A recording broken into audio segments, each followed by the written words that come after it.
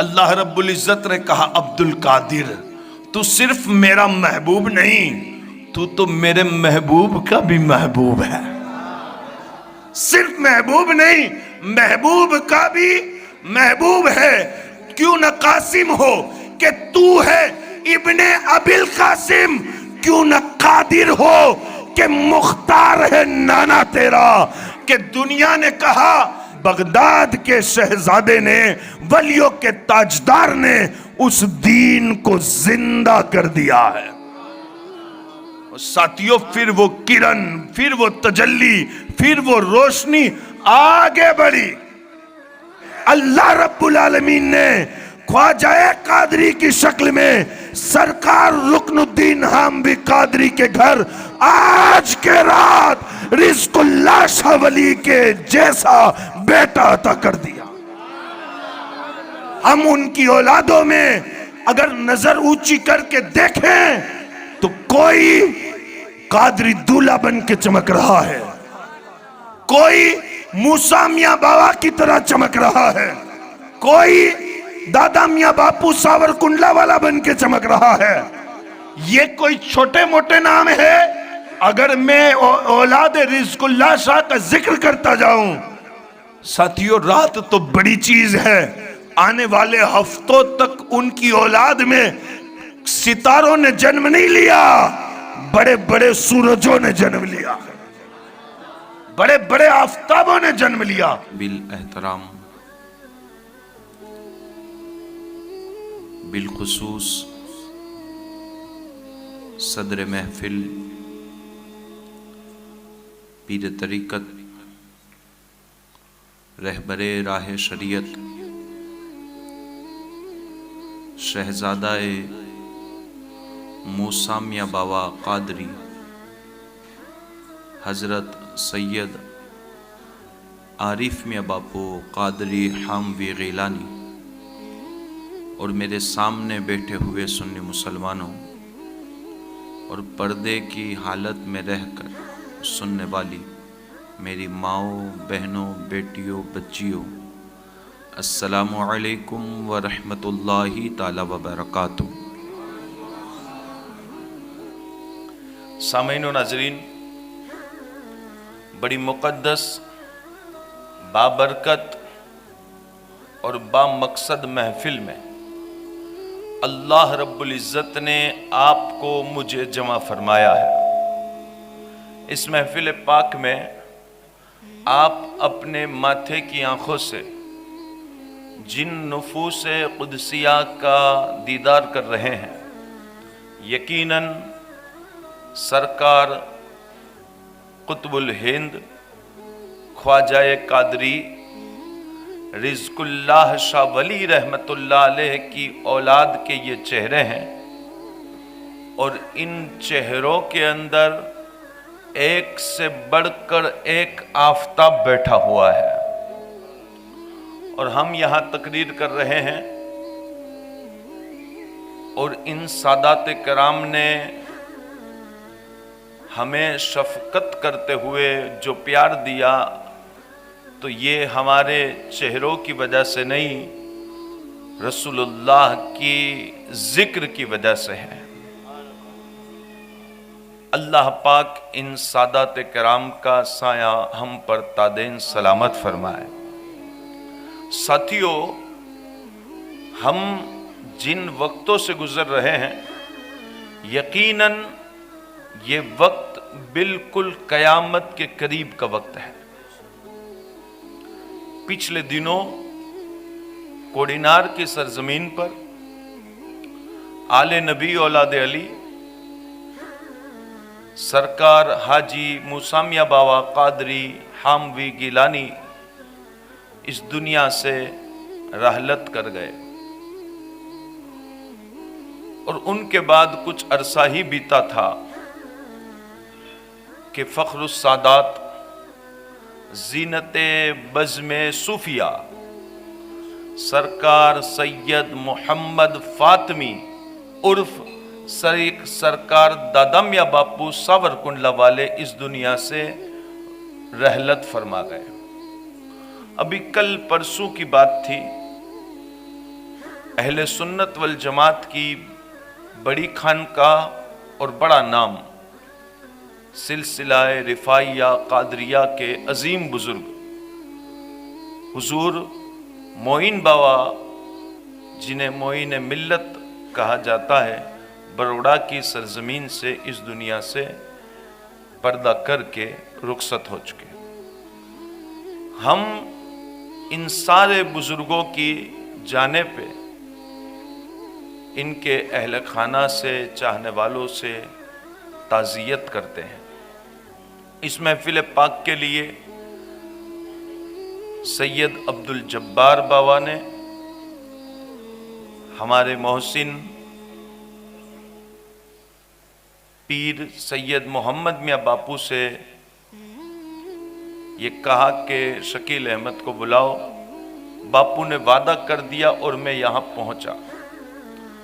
मुझे इस प्रोग्राम में अपनापन तो महसूस हुआ, मगर सबसे अच्छी बात इस जलसे की जो लगी वो ये है कि यहाँ बुलाने के बाद मेहमान के साथ अच्छा सलूक किया, उनका ख्याल रखा और बाद में इदारों से और कोडिनार के माहौल से आने वाले मेहमान को आगाही कराई कि यहाँ माहौल ये है, तकरीर यहाँ ऐसी करनी है। ये बड़ी ज़रूरी चीज़ है। आप कितना भी खर्चा करके बाहर से मुकर्रिर बुला लो, फिर उसे छोड़ दो, हजरत जो तकरीर करनी हो करना, उससे हासिल कलाम वो नहीं होता जो उन्हें समझाने के बाद दीन व मिल्लत का फ़ायदा होता है। तो इन सादात कराम ने अपने नाना करीम सल्लल्लाहु अलैहि वसल्लम के ज़िक्र की वजह से बड़ी हमसे मोहब्बतें की, बड़ा प्यार किया और बड़ा ख्याल रखा। हालांकि मेरे लिए ये खानकाह कोई नई नहीं है, मैं तो उनका मुरीद हूं जिन्हें दुनिया कादरी दूल्हा कहा करती है। और इस बात को भी आपने मेरी जुबान से बारहा सुना होगा, मगर आज मैं फिर इन सारे सादात कराम की मौजूदगी में दोहराता हूं, हुजूर कादरी दूल्हा सिर्फ मेरे पीर ही नहीं, मेरे उस मोहसिन का नाम है जिसने मेरी पैदाइश पे नाम भी खुद रखा हुआ है। मतलब जो चमक रहा है ना, वो कादरी दूल्हा का दिया हुआ नाम ही चमक रहा है। और उन बुजुर्गों का एहसान कि हम जैसा आदमी आज गुजरात में, हिंदुस्तान में और हिंदुस्तान से बाहर लोग बुला के सुनते हैं दीन की बातें, इस्लाम की बातें, वलियों की बातें, ये सिर्फ और सिर्फ मेरे पीरो मुर्शिद की निगाह विलायत की करामत है। और साथियों, मैं इस बात को कहना बिल्कुल जरूरी समझता हूं, दुनिया के अंदर जितना चाहो आप घूम लो, जितना चाहो आप सफर कर लो, जितनी मर्जी चाहे उतनी सैर कर लो, जितने आपको मजार मिलेंगे, जितनी आपको दरगाहें मिलेंगी, जितने आपको आस्थाने मिलेंगे, या तो औलादे फातिमा जहरा के होंगे या फातिमा जहरा की औलादों के गुलामों के आस्थाने होंगे। इनके दर से दूर होकर किसी को कुछ मिला ही नहीं है। अगर मिला है तो यहां आने के बाद मिला है। पीर नसीरुद्दीन शाह नसीर गोलड़वी क्या कहते हैं? आओ दरे जहरा पर फैलाए हुए दामन, आओ दरे जहरा पर फैलाए हुए दामन, है नस्ल करीबों की लजपाल घराना है, एक मैं ही नहीं उन पर कुर्बान जमाना है, जो रब्बे दो आलम का महबूब यगाना है। और आगे कहते हैं पीर साहब कि ये कह के दरे हक से ली मौत में कुछ मोहलत, ये कह के दरे हक से ली मौत में कुछ मोहलत, मीलाद की आमद है, महफिल को सजाना है। थोड़ा आगे बढ़िए और अपनी बेदारी का सबूत दीजिए, मोहब्बत से कहिए सुभान अल्लाह। हुजूर के मीलाद में आए हो भाई, हैं? पूरी दुनिया में जिनके मीलाद की धूमें मची हुई है, पूरी दुनिया का सुन्नी मुसलमान झंडा लहरा के कहता है आई नई हुकूमत, सिक्का नया चलेगा, आलम ने रंग बदला, सुबह शबे विलादत। ये सब तमाम हमारे सरों के ताज हैं। तमाम सादात की दुआ लेके ये जुमला कह रहा हूं, झंडा उसी का लगता है जिसका राज होता है। जिसका राज ना हो उसका झंडा नहीं लगता। झंडा उसी का लगेगा जिसकी सत्ता होगी, जिसकी हुकूमत होगी, जिसका राज होगा। हम सारी दुनिया से कहते हैं झंडा लहराओ, आप अपने देश का झंडा अपने देश में लहराओ। हम भारत में भारत का झंडा लहराते हैं, चीन वाला चीन में चीन का झंडा लहराता है, जापान वाला जापान में जापान का झंडा लहराता है, अमेरिका वाला अमेरिका में अमेरिका का झंडा लहराता है। मगर साथियों, साल में जब मीलाद का महीना आता है, पूरी दुनिया का सुन्नी मुसलमान पूरी दुनिया में मीलादुन नबी का झंडा लहराता है। सुभान अल्लाह, सुभान अल्लाह। हुजूर का झंडा लहराया क्यों? इसलिए कि अल्लाह की इस कायनात में मौला ताला ने अगर किसी को बादशाह बनाया है सारे जहानों का, तो उनका नाम मोहम्मदुर रसूलुल्लाह है। वो मेरे नबी हैं, वो हमारे आका हैं। और ये भी इतिहास गवाह है, जबान उसी की चलती है जिसका राज हो। भाई जब तक भारत के अंदर मुगल लोग थे, फारसी चलती थी, मुगल चले गए, फारसी खत्म होने लगी। जब तक अंग्रेज लोग भारत में थे, अंग्रेजी जबान चलती थी। अंग्रेज चले गए, जबान भी चली गई। मगर मेरे नबी की जुबान है अरबी। अब चाहे गुजरात का मुसलमान हो, महाराष्ट्र का हो, तेलंगाना का हो, हैदराबाद का हो, या कश्मीर का हो, या दूसरे देश का हो, या किसी भी जगह का मुसलमान हो, जब नमाज पढ़ने के लिए खड़ा होता है, अल्लाह पाक कहता है नमाज अरबी में पढ़। वो कहे मौला ताला समझ नहीं आती, कान ना आए फिर भी पढ़। क्यों? क्योंकि महबूब की जबान अरबी है पूरी दुनिया में। आप यूरोप में चले जाओगे, इंग्लिश में अजान नहीं होती, अजान होती है तो अरबी में होती। और कोई ये बात सुन के परेशान हो जाए और कहे शकील अहमद पूरी दुनिया के अंदर अरबी चलती है, ये मैं नहीं स्वीकारता, मैं मानता नहीं, तो उसे फरिश्तों के सरदार जिब्राइल अमीन कहेंगे अकल के अंधे, ये तो दुनिया की बात करता है, क्योंकि इसने दुनिया देखी है। मुझसे पूछ, अगर आसमानों में भी जबान चलती है तो मोहम्मद अरबी की चलती है। अगर जन्नत में भी जबान चलती है तो मुस्तफा जाने रहमत की जबान चलती है। और जहां जहां खुदा की कुदरत है, वहां मेरे मुस्तफा की रिसालत फैली हुई है। अल्लाह ने हमारे नबी को सारे जहानों का बादशाह बना के भेजा, सारे जहानों का राजा बना के भेजा, सारे जहानों का सरताज बना के भेजा।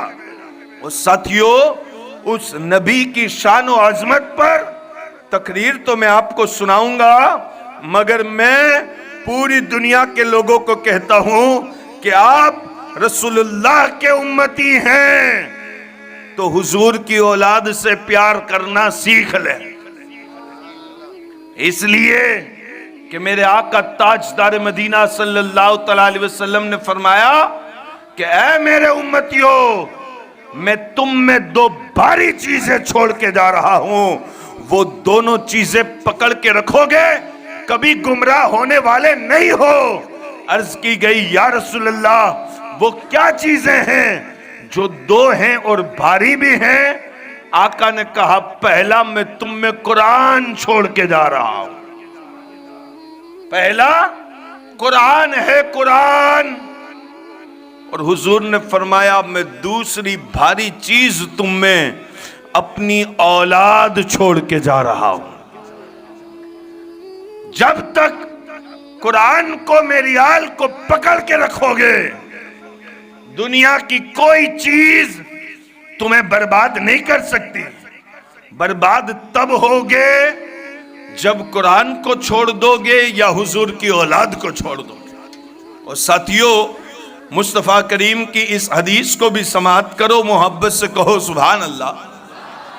हुजूर पाक फरमाते हैं, अल्लाह से प्यार करो इसलिए कि वो तुम्हारा खालिक है, मालिक है, वो तुम्हारा रब है। और आका कहते हैं, अल्लाह से प्यार करो, साथ मुझसे प्यार करो, क्योंकि मैं उस रब का रसूल हूं। और आका ने फरमाया, जब मुझसे प्यार हो तो फिर मेरी आल और औलाद से भी प्यार करो, मेरी औलाद से भी प्यार करो। क्यों? आका ने फरमाया, मेरी औलाद मेरी महबूब है। फिर मेरे नबी ने फरमाया, जिस तरह नूह अलैहिस्सलाम की उम्मत के पास नूह की कश्ती के अलावा कोई भी दूसरा रास्ता न था, उसी तरह मेरी उम्मत के पास मेरी औलाद के अलावा दूसरा कोई रास्ता ही नहीं है। साथियों, हुजूर की औलादें सैयदना इमाम हसन, सैयदना इमाम हुसैन से आगे बढ़ी।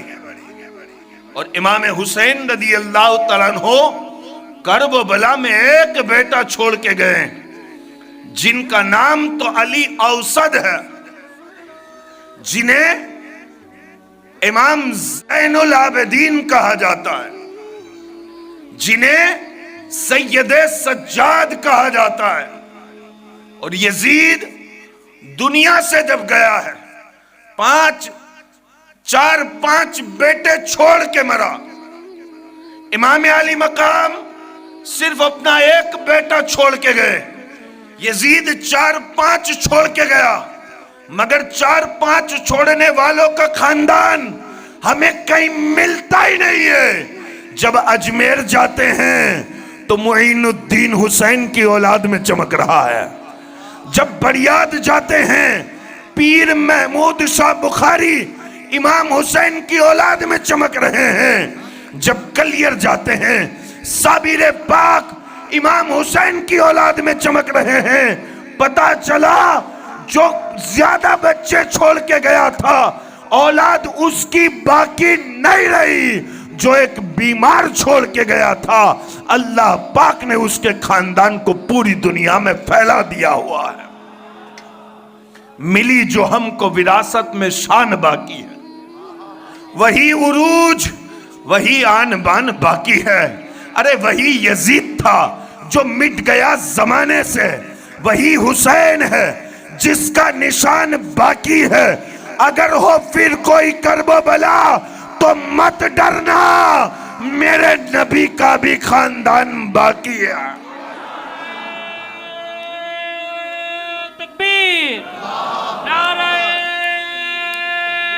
रिसालत, जश्न ईद मिलादुन नबी।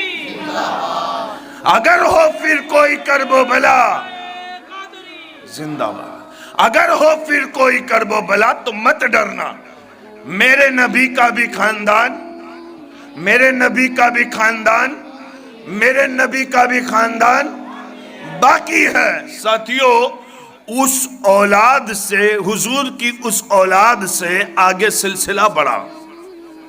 और उन औलाद में रमजानुल मुबारक की पहली रात को हजरत मूसा जंगी दोस्त के घर एक ऐसे बच्चे ने जन्म लिया जिनके जन्म लेने में काफी मुशाबिहत थी मीलादुन नबी की।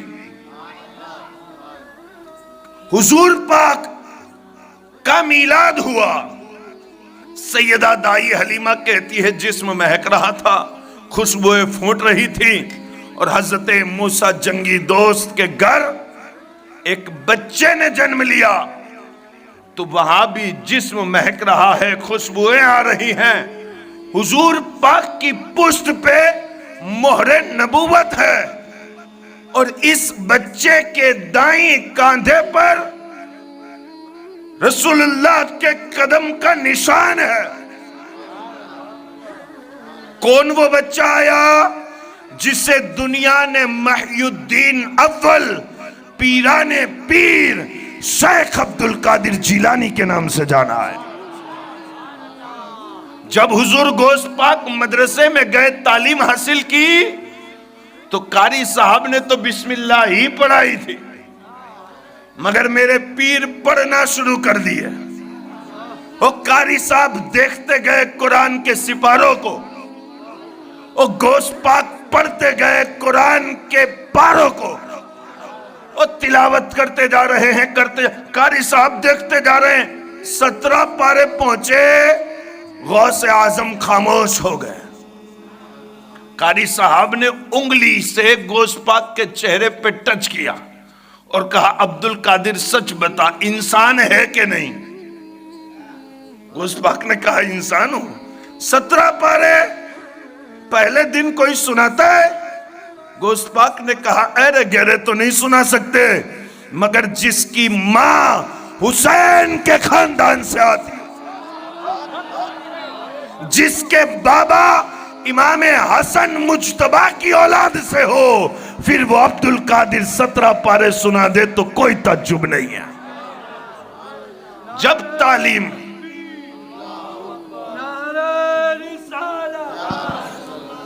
मुकम्मल तालीम हासिल की और गीलान से आपने सफर करके बगदाद जाना तय किया। बगदाद में इतना खराब माहौल, कभी उलमा से पूछना, बहुत खराब माहौल। हुजूर गौस पाक सरकार जंगल में चले गए, कहने लगे, मौला मैं इन बस्ती वालों के बीच में नहीं रह सकता, मेरा दिल ही नहीं लगता। अल्लाह रब्बुल इज्जत ने कहा, अब्दुल कादिर तू सिर्फ मेरा महबूब नहीं, तू तो मेरे महबूब का भी महबूब है। सिर्फ महबूब नहीं, महबूब का भी महबूब है। क्यों न कासिम हो कि तू है इब्ने अबिल कासिम, क्यों न कादिर हो कि मुख्तार है नाना तेरा। मजराए चिश्तो बुखारा हो या इराको अजमेर, कौन सी किश्त पे बरसा नहीं जाला तेरा। मेरी किस्मत की कसम खाए सगाने बगदाद, मैं हिंद में हूं तो भी देता रहूं पहरा तेरा। वो और अख्ताब है जो करते हैं काबे का तवाफ, तू वो शमा है कि परवाना है काबा तेरा। अल्लाह अकबर। मेरे गौसे आजम की ये शान है कि वक्त का मुजद्दिद कहता है, तुझसे दर, दर से सग और सग से है निस्बत मुझको, मेरे गले में भी है दूर का डोरा तेरा।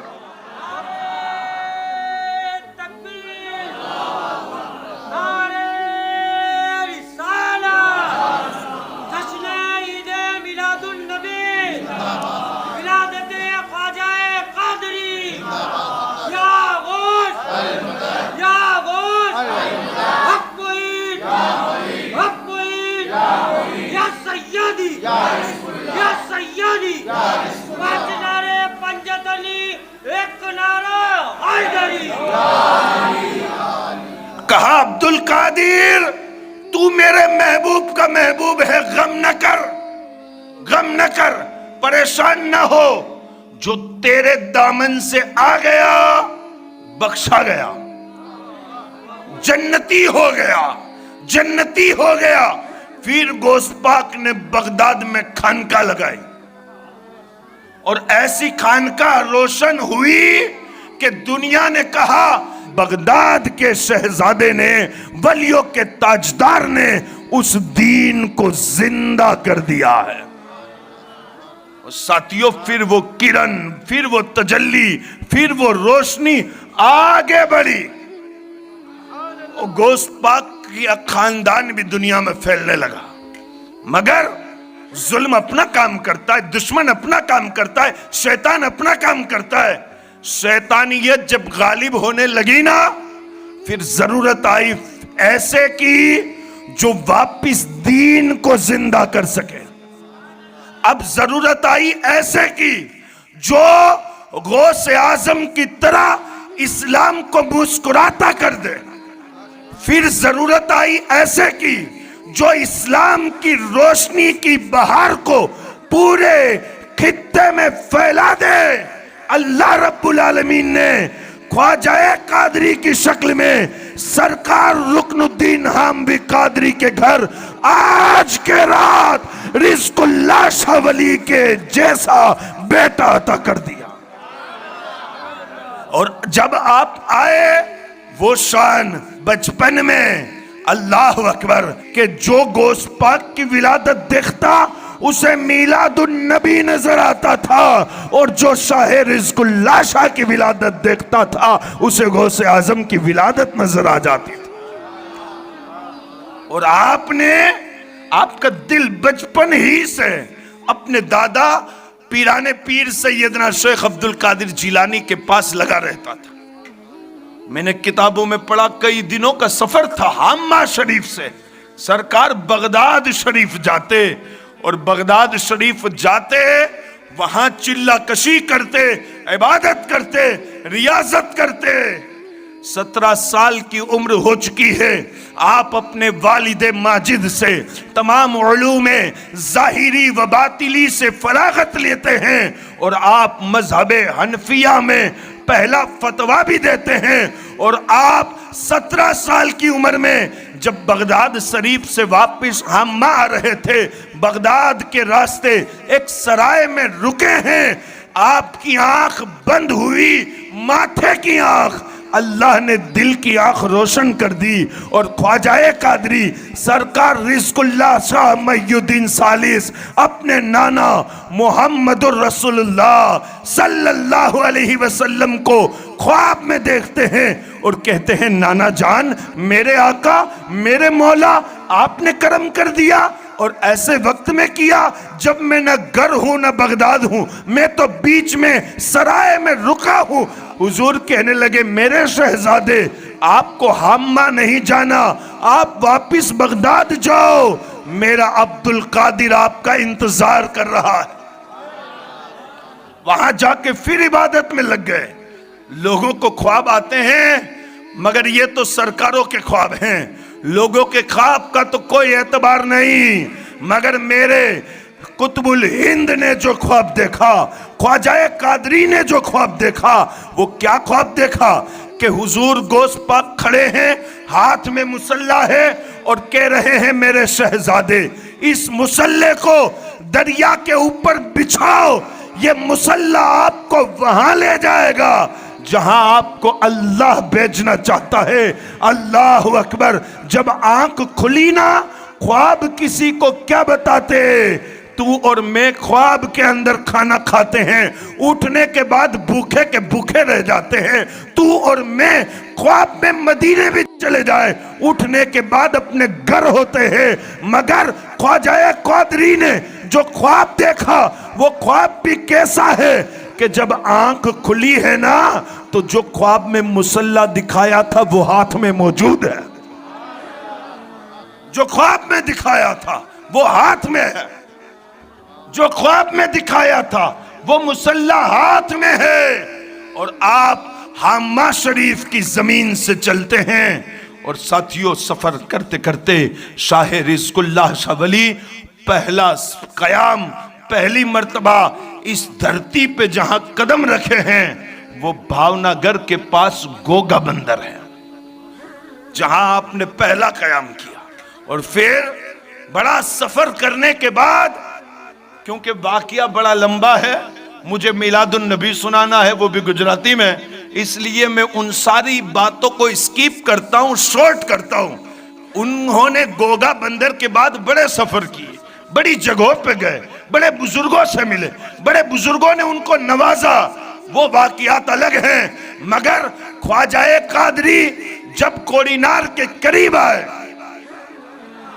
और साथियों जब आप इस साइल पे आए हैं, किनारे पे पहुंचे हैं, आपने मुर्द्वारका वालों से कहा सैयद हूं, आले रसूल हूं, पानी पीना है, वुजू करना है नमाज के लिए, पानी दीजिए। ये समंदर के करीब रहने वाले लोगों के पास जितनी कीमत सोने की होती है, उतनी ही कीमत का मीठा पानी भी था। इतना सस्ता नहीं था मीठा पानी, दूर कुओं से मंगवाना पड़ता था। मीठा पानी तो यहां था ही नहीं। लोगों ने पानी देने से इनकार कर दिया। अल्लाह अकबर। फिर सैयद ने तलवार नहीं निकाली, मिसवाक निकाली और कहा, बेट मुर्द्वारका वालों, सैयदों का पानी से बड़ा गहरा ताल्लुक है। ये क्यों कहूं, न मिला तिश्नकुम को पानी, अरे कबूल ही न था पीना इमाम को पानी। तरसते क्या लबे मौला हुसैन पानी को, अबे तरस गया था लबे मौला हुसैन को पानी। पानी तरसा था इमाम हुसैन के लिए। हम सैयदों का पानी से पुराना रिश्ता है, न दो देख लेते हैं। ये कह के आपने मिसवाक निकाली, हाथ फैला के कहा, मौला अगर करबला में जिस तरह हमारे दादाओं को प्यासा रखा था, रखने की बात है, तो फकीर हाजिर है और ये बात नहीं, पानी मिलने वाला है, तो अब ज्यादा मेहनत न करवा, मिसवाक से पानी का चश्मा जारी कर दे। आज भी वो गीलानी वाव मुर्द्वारका के अंदर मौजूद है, जहां सरकार ने मिसवाक से समंदर से थोड़ा सा दूर जाके मीठे पानी का चश्मा जारी किया हुआ। साथियों, ये किरण है, ये रोशनी है, ये बहार है। और अल्लाह के इज्जत और जलाल की कसम, लोग क्या समझेंगे कुतुबुल हिंद ख्वाजा कादरी सरकार रिज़्क़ुल्लाह शाह हामवी कादरी जिलानी को। इतनी बड़ी हस्ती है कि जब आप आए तो यहां ईमान वालों की गिनती में भी तादाद नहीं थी। आपकी अजान ने वो कमाल किया। मैं कहता हूं अजान की आवाज तो जहां गई वहां तक तो ईमान फैला ही है, मगर सिर्फ अजान की आवाज नहीं, हम तो उनकी औलादों को भारत से बाहर भी देखते हैं। और औलादें सिर्फ उनकी औलाद होने की हकदार नहीं, हम उनकी औलादों में अगर नजर ऊंची करके देखें तो कोई कादरी दूल्हा बन के चमक रहा है, कोई मूसा मियां बाबा की तरह चमक रहा है, कोई दादा मियां बापू सावर कुंडला वाला बन के चमक रहा है। ये कोई छोटे मोटे नाम है? अगर मैं औलाद रिज़्क़ुल्लाह शाह का जिक्र करता जाऊं, साथियों रात तो बड़ी चीज है, आने वाले हफ्तों तक उनकी औलाद में सितारों ने जन्म नहीं लिया, बड़े बड़े सूरजों ने जन्म लिया, बड़े बड़े आफताबों ने जन्म लिया। और ऐसे ऐसे अल्लाह वाले कि हमारी अक्ल दंग हो जाए।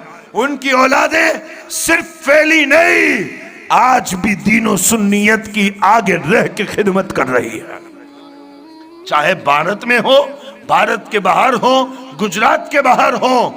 ये कादरी परिवार का एहसान।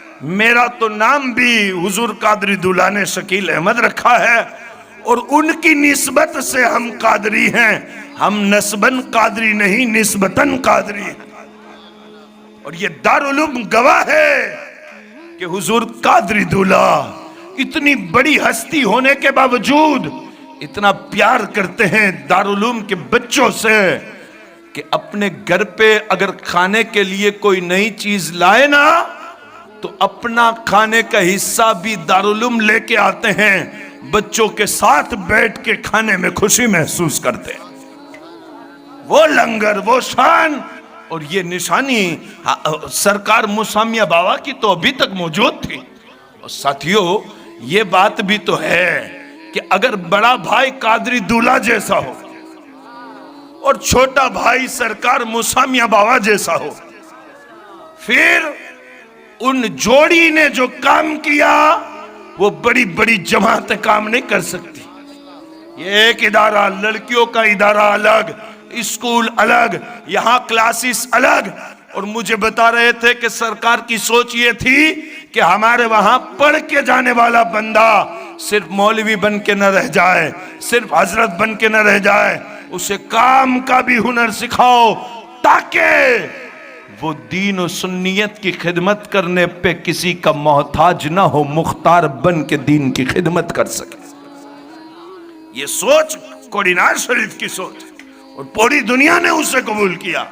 उस वक्त तो जो न समझे थे वो हलाक हुए, और आज लोग समझ रहे हैं, करीब आ रहे हैं। सदियां बीत गई, जमाने बीत गए, साल बीत गए, मगर उनकी बातें आज भी पुरानी नहीं हुई। उनकी हर बात आज हमें एहसास कराती है कि हुजूर कादरी दूल्हा जो कह रहे थे वही रास्ता उम्मत के लिए बेहतर है।